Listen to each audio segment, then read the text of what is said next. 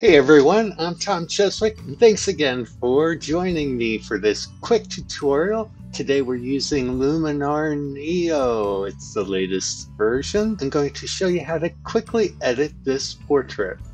We're going to finish with this look from our starting point here. So a couple things right off the bat is I wanted to separate him a little bit more from the background, so we're going to use portrait bokeh for that. Then I wanted to make him even pop off a little bit more by adding more detail to him and his leather jacket. And then we'll finally finish it off with a mood and use one of the cinematic toning LUTs. And this is what we'll get. So let's go ahead and reset this by going down to Actions and revert to Original. Okay, since we are working with a raw file, we do have the develop raw, and that's what we're going to start with. So go in, and first thing I'd like to do is to select the camera profile. Just from experience, I know that I really like the camera standard. It adds a little bit of a contrast to it. It makes the image come to life a bit from the raw format.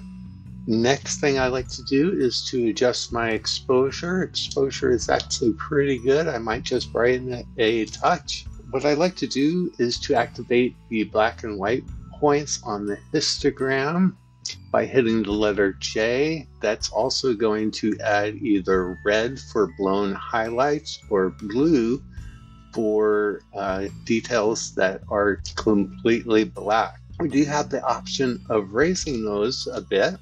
I don't mind clipping a little bit. Certain things should be pure black, in my opinion, on an image. It just gives you a full contrast range. So this is a good look for my work. So I'm going to hit J again. We don't need to see those anymore. And now, once we have our exposure set, we close up that panel and go to the portrait panel. Under the portrait section, we have portrait bokeh. And this is a great way to blur a background even more than it already is blurred. I'm just going to turn it on, let it take effect. We can see what happened. So it went from here to here. You'll notice we did lose a little bit of his head. So we're going to go into the focus brush and just come around his head just a little bit more. And let's see what else is missing. Just a touch of his shirt and jacket. So I'm just going to go quickly around that. And let's take a look at that. That's looking awesome, just like that. Very nice. Next, we can adjust what in the background is being defocused or blurred out, and that is with the depth correction. So we could bring it back or bring it forward. I like forward just a little bit for this image. So that is looking really nice like that. Again, before, after, that looks great. If I was going to fine tune it, I would defocus just a hair up here. May have gone just a touch too far. And that's looking really nice like that. So I'm going to close out of here. And next we're going to the essentials list. So moving up, and then in essentials we'll find our details. And I'm going to bump this up maybe a little bit more than I would normally do, just so you really see that on YouTube. So what that does with the details, it's adjusting the micro contrast of the small, medium, and large detail. But it is applying it to the entire image. So if I take that off, you can see how the background sharpened up a bit as well. Go into masking.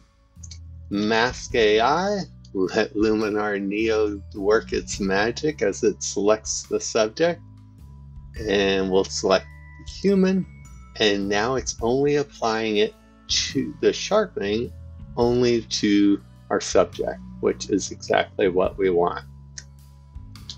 Let's go out of here, and that looks great. Again, before and after. So we could be done right now because the color is perfect because I did a custom white balance, so I know colors are accurate. However, just because you have accurate colors doesn't mean you can't play around with colors as well. And in the creative section, mood is where Luminar NEO's LUTs live, and they have quite a few different LUTs to select from. There are cinematic toning, creative, cross-processing, and portrait. So lots of different looks. For this image, I was playing around, and I really like the Santa Barbara LUT, and that's it right there. So a real quick, easy way to take an image from here and here, make him pop off the page. Again, my name is Tom Cheswick. Thank you so much for joining me today. Have a great day. Be sure to like, subscribe, and I'll see you on my next video.